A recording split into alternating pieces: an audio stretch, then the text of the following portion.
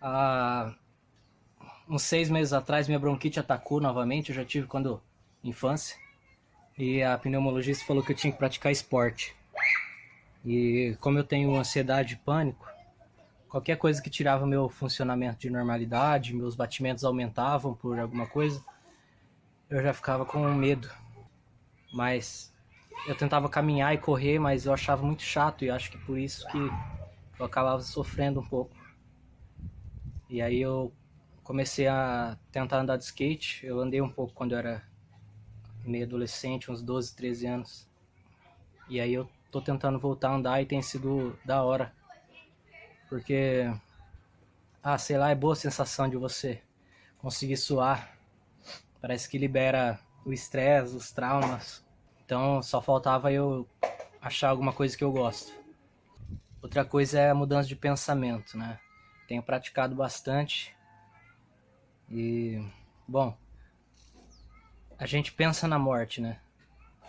E a gente precisa pensar na morte. Só que a gente, ansioso, pensa do jeito errado. Por exemplo, você pode pensar numa pessoa, mas pensar nela de uma maneira boa ou de uma maneira ruim. Assim como na morte. Você pode pensar que ela é um obstáculo, que é um medo, que é uma barreira. Ou então você pode pensar nela como algo natural a todos nós. É difícil. A gente tem medo da morte, mesmo quem não é ansioso, né? É que quem é ansioso tem mais medo, né? Pensa mais nisso. Faz de tudo para não morrer, como se isso estivesse no nosso alcance. São poucos os momentos em que isso está no nosso alcance.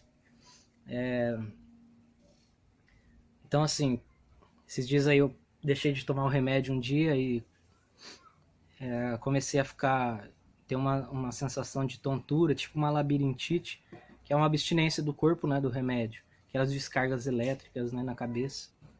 E aí eu tava trabalhando e tal, fiquei de manhã ruim. E eu tava com o remédio, mas eu tomo na hora do almoço, então eu quis esperar o almoço pra tomar, e na hora do almoço eu tomei. E aí, mesmo assim, eu não melhorei na hora, né? E aí eu já comecei a ficar meio ansioso. E pensar coisa ruim e tal. Eu começo a pensar, tipo, coisa ruim que pode acontecer, né? Tipo, ir no hospital, o hospital é na frente da onde eu trabalho, e será que alguém me leva?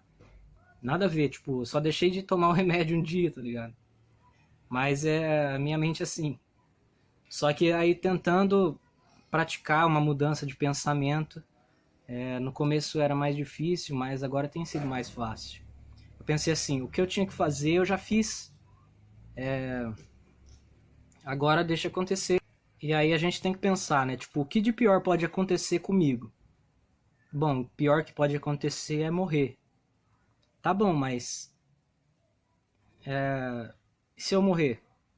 É claro que é triste, eu vou deixar coisas que conquistei e pessoas que amo aqui. Mas é um processo natural da vida e a gente precisa começar a aceitar isso. Precisa entender que a gente não é para sempre aqui nessa terra. A gente precisa tomar essa consciência de que somos mortais e assumir a morte como um estado, como uma passagem de repente, mas não como um medo. Existem certezas na nossa vida e certezas não podem nos causar medo. Existe um comprimento, não sei se é budista, se é os monges. Eu procurei, mas não achei, mas eu já ouvi falar isso. Que existe alguma tribo que se cumprimenta assim. Eles dizem uma expressão que representa pense na morte. Então é mais ou menos isso.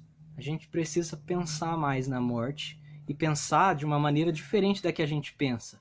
Não pensar com medo, assim, né? Eu vou morrer. Mas pensar assim, se eu morrer, ok, faz parte da minha vida. Eu vou fazer o que está no meu alcance para que isso não aconteça, para que eu tenha uma qualidade de vida. Né? Mas se acontecer, ok, é um estágio natural. Então fica essa dica. Pense na morte, mas viva a vida. Aquele abraço. Aquele abraço, alô torcida do Flamengo, aquele abraço, alô, alô.